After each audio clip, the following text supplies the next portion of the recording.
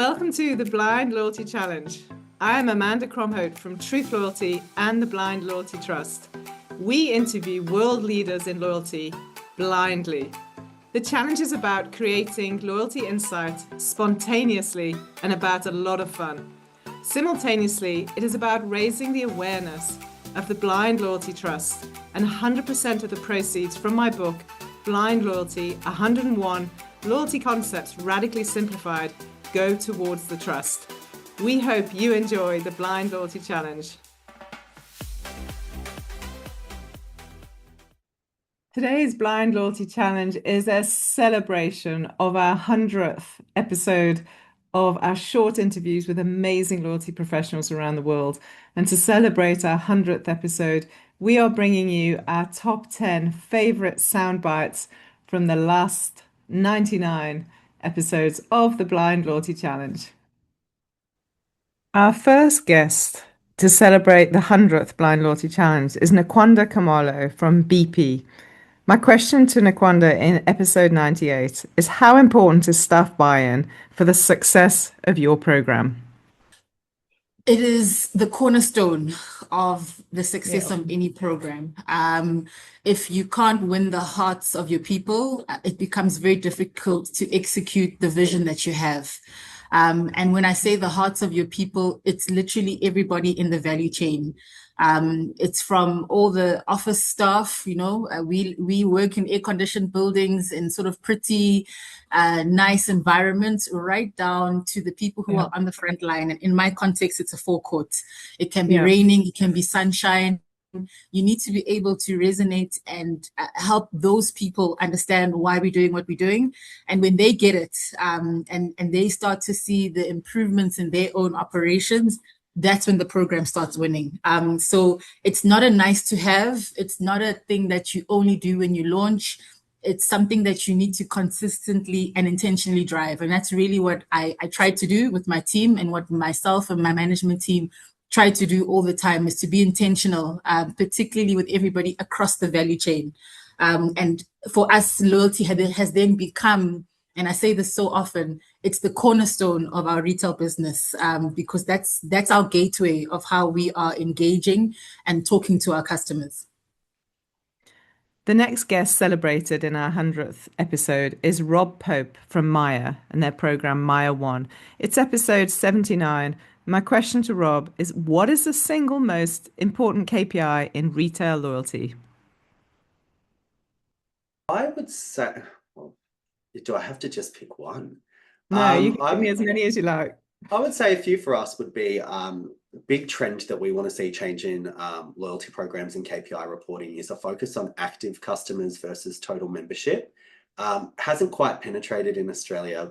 A lot of programs report on the total number of members they have in their loyalty program, not necessarily on the number of customers that are actively engaged in the loyalty program. So for us, active members is a critically important one. From a financial perspective, net incrementality per customer and customer lifetime value is an incredibly important financial metric for us. But overarching engagement, I think, is core to us. So things like our tag rate, our program NPS, for example, understanding whether customers are actually satisfied with the programs is critically important to us. Our next guest featured is Jakob Sosha from Comark, episode 74. And the reason we're featuring Jakob is this episode is an episode with a difference. It's the first time ever, I believe, on any podcast I've certainly ever watched, where we have a guest baboon running across the camera in order to answer the question, what is the most important thing to get right in a loyalty program? Very calm. Do you want me to repeat the question? Yes, I have no idea what happened. Yeah, I just saw like two people trying to walk him away. So yes, please. What was the question? It's something that nobody or a of our client thinks about, which is communication. The simple fact of your member understanding what they need to do, how they need to do it, what is the end goal of the program, how they're going to get rewarded. That's the most important thing. I'm excited to include in this 100th episode Jitendra Jain from Marriott Bonvoy. And my question to JJ is, what behavior change do you see post redemption? It's a great question. And, so we typically see, just I think stepping away from redemption, starting with the program itself, we typically see that once somebody joins the program and after your second stay, that's when the stickiness starts increasing because you start seeing what you're getting out of the program. And the first redemption, I would really call the hero stay, especially at a hotel, because that's where, your hard-earned currency is going to work for you. And typically what happens, right? I mean, you might be traveling in business and collecting points. And then the hero stay is really with your family, right? Where you want to look good, you want to have everything go right. So we really focus a lot on the redemption stay. I think if you've had a successful redemption stay, that creates that emotional stickiness that you really want for the program. Yeah. And if you notice a lot of our marketing material as well, right? When we sell co-brand cards or, market the program itself, it's these aspirational destinations that people want to sort of bank up for, right? And we saw that throughout the pandemic as well. It was amazing, right? Because people couldn't travel and that made them want to travel even more. And Yeah. even if people couldn't travel in the short term, people were banking up their points currency to save up for when they could. So I think redemptions are incredibly important, right? And because you want to see that payoff from the program, because otherwise people won't stick around for the long term. No celebration of 100th episode of the Blind Loyalty Challenge would be complete without Emirates Dr. Najib Ben-Kader. Dr. Najib has asked, what is the power of partnerships in the airline industry in episode 39? Oh, great question, Amanda. Well, first of all, I would just add to the 10 Ps an 11P, which is partnership. Partnership. If I convince you that it is important. I'm going to quote you on that. Yeah. The icing on the cake, right? Like the last 3 Ps. You have program. I would just add partnerships as well. So okay, I need to stop the challenge. I think you've already won the challenge because I feel like you've read the book more than anyone else. So thank you very much. By the way, a fascinating book in terms of simplicity, but in terms of bringing all these concepts to everybody who works in the loyalty, but also somebody who's actually touching on loyalty, like our tech providers and everybody else, and our marketeers who work side by side with us to provide them with a lot of these concepts with a lot of simplicity, but at the same time very comprehensive. With all the concepts that you bring to life. For those of us practitioners, I think it's also a validation of some of the things we're again passionate about. Maybe the 12P is passions because that brings it all together.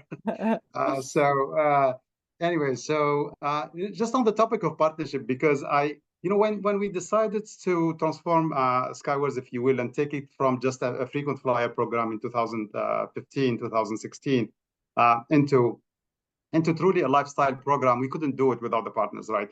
We could not really provide that access to lifestyle, both earn and burn, and be in people's lives on an everyday basis. If it were not for some of the partners we brought into the program, whether it's retail partners, hotel partners to augment the travel journey for our members,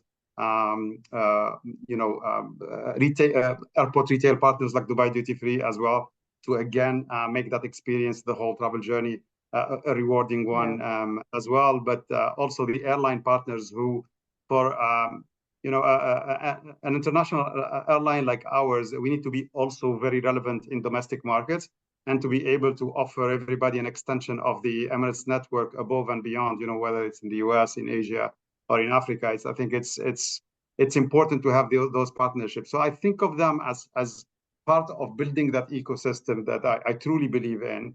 Again, you have to be very selective around who you bring into the program. They have to be, and I use this word, accretive to the program, so they're adding something to your membership. And you have to have the member in your mind first and foremost. This is not about making money. This is about also driving engagement and getting partners again to be an extension of you in some way or fashion. Episode 26 highlights Bill Hanifin from The Wise Marketeer. Bill talks us through customer experience. My question to him is, what is your personal favorite loyalty experience? Oh boy, there are several. The one I'm enamored with which is just really, it's a funny thing, and I'll tell you why, there's a convenience store chain fuel operator called Cumberland Farms in the US. And they have you're probably familiar with this, but I don't know that it happens in all markets, but we have the ability to connect a checking account directly to the loyalty program. And so the purchase transaction goes outside of the regular payment card processing system, and the merchant, Cumberland Farms, saves that merchant discount rate, the fees. So the value prop is they say, okay, we've got a mobile app. My favorite part of the whole thing is that when you drive up to the fuel island, you can turn on the fuel dispenser with the app. So to me, it's the ultimate reason to have an app, because it has utility. It's not just there for me to find your location or to check my point balance, but I get to drive up, sit there in the rain, turn on the pump, and all I have to do, yes, I have to get out of the car and put the nozzle in the tank, but they give you a 10-cent per gallon discount because of this ACH, automated clearinghouse, way that they process the payment. So think about it as a consumer. I go there, I get to turn on the app. It's kind of a fun thing, and then I get the 10-cent discount. While I'm sitting there, they do put a lot of their CPG offers right in the app, so they make it really clear and obvious. And just the other day, I got some fuel, and immediately I get a little notification that, oh, you won another award. So, I mean, it's the simplest stuff, Amanda. Like, I'd like to say, like, it's I love my diamond status at some hotel or something, but I know that I've got a few free coffees over there, which actually sometimes my older kids will absorb before I even get to, but nonetheless, it's valuable to all of us as a family. But no, I love it. And you know what I like almost best about it is that it works. The consistency of execution and the way they've created the program, it's on solid ground, because I've almost never gone up to the pump and found it not working. So. Episode 9 speaks to Simon Rowles from Ellipsis in New Zealand. My question to Simon is a cheeky one, because it was the day after the South African Springbok team beat the All Blacks rugby. My question is, how do you describe emotional loyalty the day after South Africa beat New Zealand in the Rugby World Cup final? I think it comes down, certainly for a rugby team, it came down to a decision. So when we moved from South Africa to New Zealand, we took on all the New Zealand isms, including their religion, which is called rugby and is called the All Blacks. And that religion's treated us quite well to date. A couple of hiccups along the way, but on the weekend, your team and my team were both there with 3 World Cups and a chance to be the first to take a 4th World Cup. Well done to your team. Well done, the Springboks. I think it's also attached to who you know. So we don't really know any of the Springbok players. We kind of divorced from what's happening in that part of the world. We know all the local team because they're gods. They're always in the press. The only one I'd say is different is Eben Etzebeth, because my son looks like him. Yeah. Episode 7 features Adam Posner from The Point of Loyalty. My question to Adam is, which brand in the world best demonstrates joyalty? Well, actually, the brand and their program that have delivered joyalty in a great way is IKEA family. Now, a lot of people might not say, "Oh, that's there's the whole IKEA effect and the whole I have to walk through a maze and it's complicated." But on the other side of it is their meatballs and their food offering. And within their loyalty program, they did an incredible joyalty execution where they found their top 150 members and gave them a year's free meatballs, veggie balls, or chicken balls. Brian Pearson needs no introduction to the world of loyalty. And in our second ever episode of the Blind Loyalty Challenge, I asked Brian, apart from Loyalty Leap, which is Brian's book, and apart from Blind Loyalty, which is your favorite business book? Oh gosh, wow. So many. I mean, been inspired by so many people over the years and what they've written. I think the one that continues to resonate, one of the ones that continues to resonate for me to this day is Simon Sinek's Start With Why, which is really if you think about what we do in loyalty, in connecting to customers and understanding the dynamics of what they do, in trying to connect companies and their purpose and what they're trying to do to differentiate in the world and sort of reinforce those messages with the consumer, you have to start somewhere. And I think it really starts so often with that conversation with companies on what do they want to stand for and how are they going to, be different in the marketplace, and then really deliver on that. And loyalty is one of the critical ingredients in my how you bring that to life. And so, I think if I had to pick one, Simon Sinek, start with why. There you go. The final guest I want to feature on the 100th Blind Loyalty Challenge is our first ever guest. It's my good friend, Ian Pringle from New World Loyalty. And my question to him, given the title of the Blind Loyalty book is 101 Loyalty Concepts Radically Simplified, my question to Ian, which loyalty concept would you like to radically simplify? One of the key ones in this is just a loyalty business case. I'm sure everyone listening to this has written a loyalty business case. That I've seen loyalty businesses cases going on for pages and pages and pages of Excel spreadsheets. Whereas actually the formula for loyalty is very simple. The formula for ROI is simply benefit divided by cost, and the cost is simply how much your turnover is, what your penetration of loyalty is, the award that you give, and the costs of running it. And any loyalty professional can take those costs and give you those very, very easily, because any accountant can measure that. But the return on investment for loyalty is then how many of those customers are you actually influencing? And that's never going to be 100%.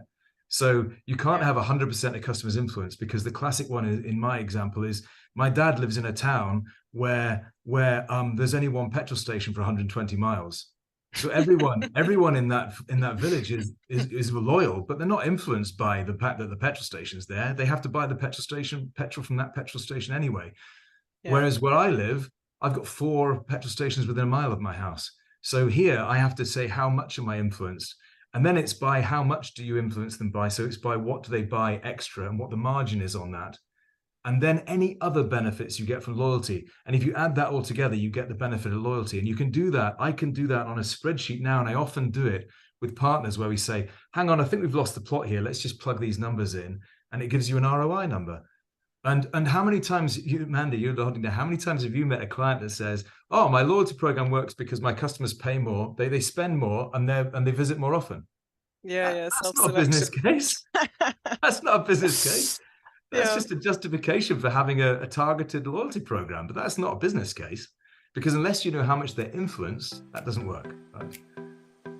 These 10 soundbites were my personal highlights from the last 99 episodes to bring you the 100th episode of the Blind Loyalty Challenge. Please email amanda@truth.co.za to either be my next guest or to put someone else to the Blind Loyalty Challenge.